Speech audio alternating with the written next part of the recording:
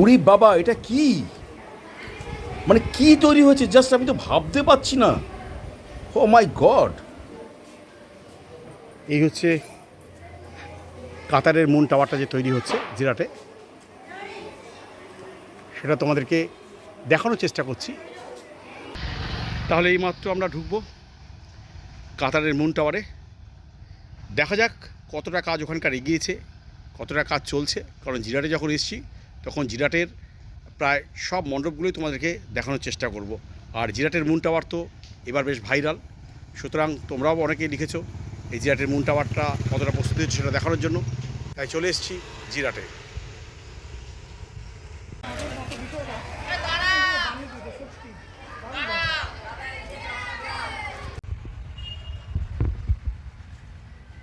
উরে বাবা, এটা কি? এটাই মুন টাওয়ার? অসংখ্য বাটাম আর বাঁশের কাজে এই মুহূর্তে যা বোঝা যাচ্ছে সেটাই তো দারুণ। এরপর আরও তো অনেক কিছু পড়বে, সুতরাং তখন যে এটা কে গিয়ে দাঁড়াবে জাস্ট ভাবা যাবে না, জাস্ট ভাবা যাবে না। আমি তো এইটুকু কথা বলতে পারি, জেলার পুজোগুলোর মধ্যে আমি একটা অন্যতম বেশ নাম করা পুজো কিন্তু দেখতে পাচ্ছি এই মুহূর্তে, জিরাটের এই পুজো। আরে বাবা রে বাবা!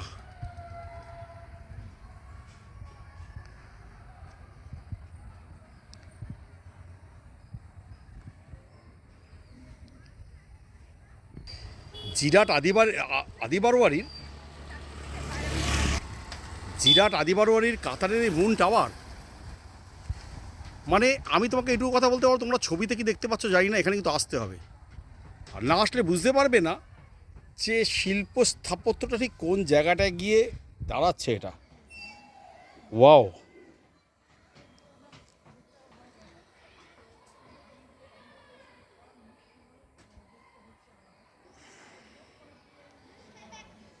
বাঁশ আর বাটামে এই মুহূর্তে যেটা গিয়ে দাঁড়িয়েছে সেটাই তো দারুণ।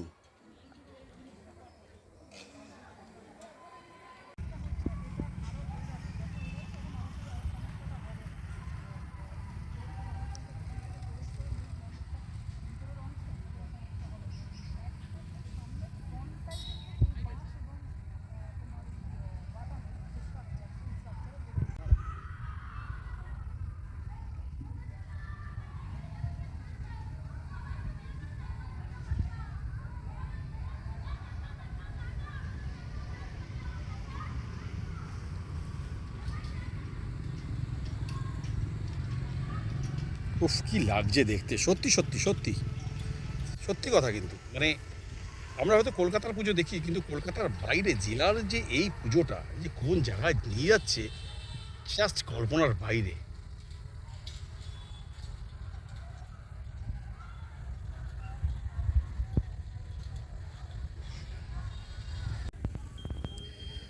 না, আমি না যত দেখছি না অবাক হয়ে যাচ্ছি যে জাস্ট বাটাম বাঁশ দিয়ে মণ্ডপের যারা শিল্পী তারা এরকম একটা করে ফেললো।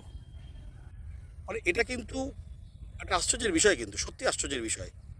কাতারের মুন টাওয়ার এইরকমভাবে যে বাঁশ আর বাটাম দিয়ে এই মুহূর্তে দেখো, এটা কিন্তু অন্যান্য মণ্ডপের মতো নয়, কিন্তু এখানে কিন্তু ভীষণ জ্যামিতিকে নিয়ে, ভূগোলকে নিয়ে কাজ করতে হয়েছে। এছাড়া কিন্তু এই কাজটা কখনো সম্ভব নয়। এটা ভীষণভাবে একটা জ্যামিতিক আকার, অর্থাৎ প্রত্যেকটা পয়েন্ট টু পয়েন্ট কিন্তু এখানে হিসাব করা হয়েছে, সেই হিসাব করে কিন্তু মণ্ডপটাকে তোলা হয়েছে। কারণ দেখো মণ্ডপটা কিন্তু দেখো এইভাবে করে দেখো অর্ধচন্দ্রাকৃতি যেহেতু, সুতরাং যে এবং কাতারের মুন টাওয়ার, মুন মানে বুঝতেই পারছি চাঁদের আকারের, সুতরাং এটার পেছনে কিন্তু জ্যামিতি না থাকলে এবং এখানকার যারা শিল্পী দক্ষ না হলে কিন্তু এটা কখনো হতে পারে না। দেখো এইটুকু কথা বলতেই পারি, কলকাতার ছেলে আমরা, কলকাতার পুজোকে ভালোবাসি, তবে আমি এইটুকু কথা বলতে পারি, এই মুহূর্তে কিন্তু কলকাতার খুব বিগ বাজেটের পুজোগুলোকে কিন্তু জাস্ট তুড়ি মেরে চ্যালেঞ্জ চালাবে, একদম তুড়ি মেরে চ্যালেঞ্জ করবে এই পুজোগুলো, এই জিরাটের কয়েকটা পুজো, এইটুকু আমি বলতে পারি। অসাধারণ শিল্পশৈলী, অসাধারণ তাদের কাজ, যেটা বলছিলাম না যে জ্যামিতি ছাড়া এই কাজটা কখনো হতে পারে না। অর্থাৎ মণ্ডপ শিল্পী মণ্ডপ করে ফেললাম তা নয়, কিন্তু জ্যামিতিটা সব থেকে বড় কথা। এবং এখানে এসে মনে হয়েছে সত্যি সত্যি, আমি এতদিন ধরে ভাবতাম জ্যামিতির কাজটা কী, জ্যামিতির যে একটা বিরাট কাজ রয়েছে এখানকার যিনি শিল্পী, একমাত্র তিনিই জানেন, তিনিই বুঝেছেন যে পুরো জ্যামিতিটা কিন্তু এখানে কাজে লাগিয়েছেন। এই প্যান্ডেল দেখে কে ঠিক মানে থাকতে পারে বলো তো? সত্যি আমার এখনই এতটা ভালো লাগছে দেখতে। তো একদম সুপার ভিউ তো তোমরা দেখতে পাচ্ছ এই মুহূর্তে, সেটা হচ্ছে জিরাটের এই আদি বারোয়ারির যে মুন টাওয়ার, কাতারের মুন টাওয়ার, সেটা দেখতে পাচ্ছ। মাথার ওপরে সূর্যি মামা, ঠিক আছে, আর তার মানে এই সামনে এইভাবে মণ্ডপ তৈরি করেছে, অনবদ্য মণ্ডপ। আমি বলতে পারি এবছর আমি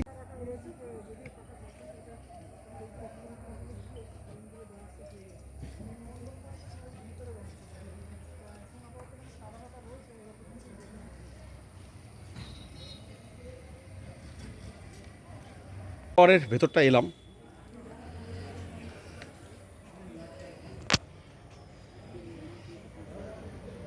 এই ভেতরটা এলাম মুন টাওয়ারে।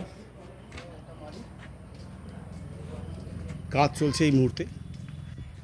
পুজো কিন্তু আর 1 মাস, এটা মনে রাখতে হবে। সুতরাং তৎপরতা চলছে কাজের।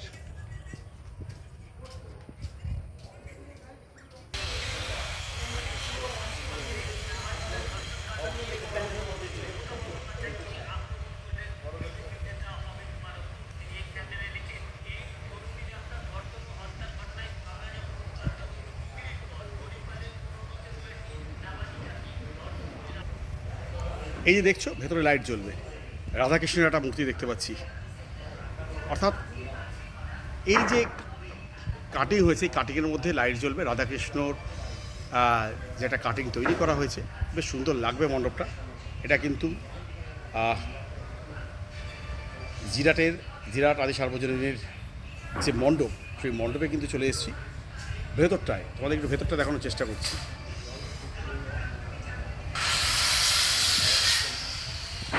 এই মুহূর্তে ভেতরের কাজ কিন্তু প্রায় অনেকটা এগিয়েছে। এটা হচ্ছে প্রতিমা বসার জায়গা।